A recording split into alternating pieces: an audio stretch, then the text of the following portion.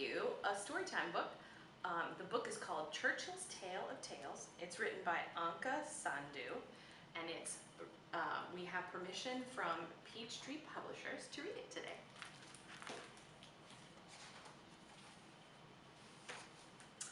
Churchill was a very proud pig, just like any other pig, and this is his tale of tales.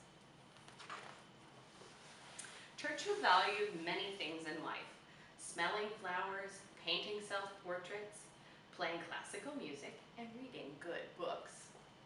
And he loved to have tea with his friends, Billy and Gruff. But Churchill had one thing that he prized above everything else: his tail.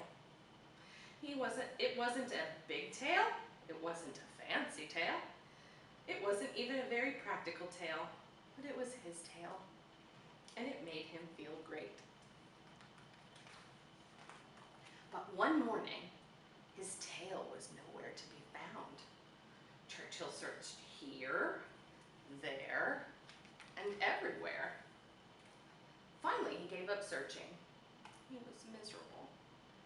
"I just don't feel like myself without my tail," he said. Billy and Gruff came up with a good idea.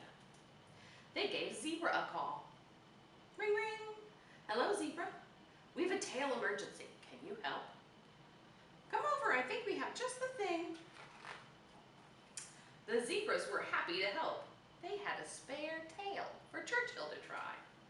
But the zebra's tail didn't feel quite right. "Perhaps I should try some other tails," Churchill thought.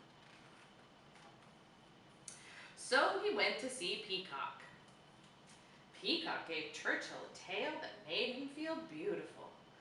"Ooh," said Churchill to himself, "I wonder what other tails I could try." A tail from a fish made Churchill feel fantastic. He could do things he'd never done before. "Churchill never talks to us anymore. It's all these fancy tails," said Gruff. He tried tiny tails and spotted tails, snappy tails, and tails that made him feel big. Trying different tails made Churchill feel so good that he didn't have time for anything else, even his friends. "Now," thought Churchill, "it's time for something very special." So he went to Tiger's house. Tiger's tails were really super. "I feel fierce," said Churchill. "I am the world's strongest, bravest pig," he said. "I am not scared of anything. I'm totally fearless." But then a dark shadow fell across his path. Eek! Churchill felt terrified and very alone. What could it be? A giant mean lizard? An unfriendly blue alien? Or a huge hungry robot with a twisted fork on his head? But it wasn't any of those things. It was just a little bird. "What's that on your head?" asked Churchill.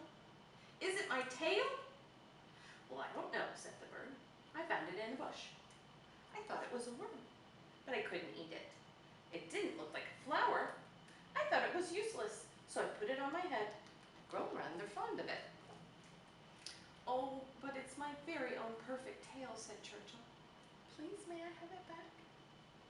"Well," the bird said, "if it's yours, then you should have it." "Thank you," said Churchill. Finding his old tail made Churchill feel like his old self again. He was so grateful that he helped Bird find the perfect thing for her head. And making a kind new friend helped Churchill remember his old ones. So he organized a tea party to bring all his friends together. "My dear friends," said Churchill, "I have been a very silly pig and a very bad friend. Can you ever forgive me?" And they did, because they loved Churchill, even though he could be very silly. From then on, Churchill took great care of his own perfect tail, and he was perfectly happy with it. Most of the time. The end.